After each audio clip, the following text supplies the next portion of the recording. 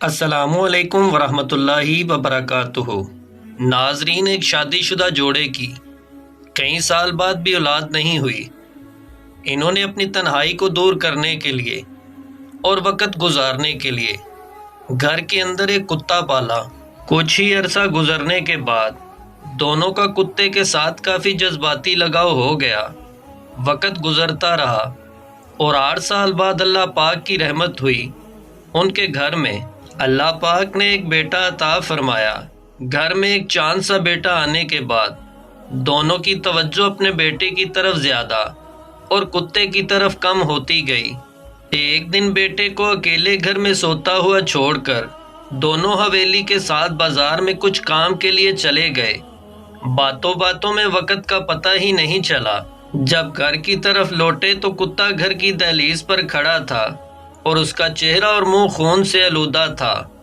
کتے کی حالت کو دیکھ کر بچے کا باپ بہت حیران ہوا اور غصے میں آ گیا اور اپنی بندوق اٹھا کر کتے کو وہیں پر ڈھیر کر دیا اور پھر تیزی سے اس کمرے کی طرف بھاگا جہاں وہ بچہ سو رہا تھا۔ وہاں دیکھا تو ایک بہت بڑا سانپ سر کٹا ہوا پڑا تھا۔ اسے کتے نے بچے کی حفاظت کرتے ہوئے مارا تھا۔ دونوں باہر کی طرف بھاگے مگر تب تک کتا مر چکا تھا۔ جذبات اور جلد بازی میں کیے گئے اکثر فیصلے غلط ہوتے ہیں، خدارا احتیاط کیجیے۔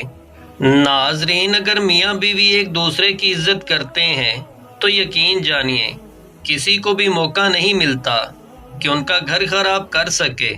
ایک بات یاد رکھیے، جس گھر میں مردوں کے ہوتے ہوئے عورتوں کی حکمرانی کا راج ہو وہاں اپنے بچوں کے رشتے کبھی مت کیجیے، ساری زندگی پچھتاوا رہے گا۔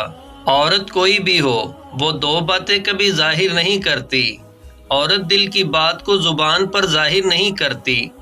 عورت اپنی ٹھیک عمر کبھی نہیں بتائے گی۔ باپ کے بعد جو رشتہ آپ کے ناز اٹھاتا ہے وہ آپ کا شوہر ہے۔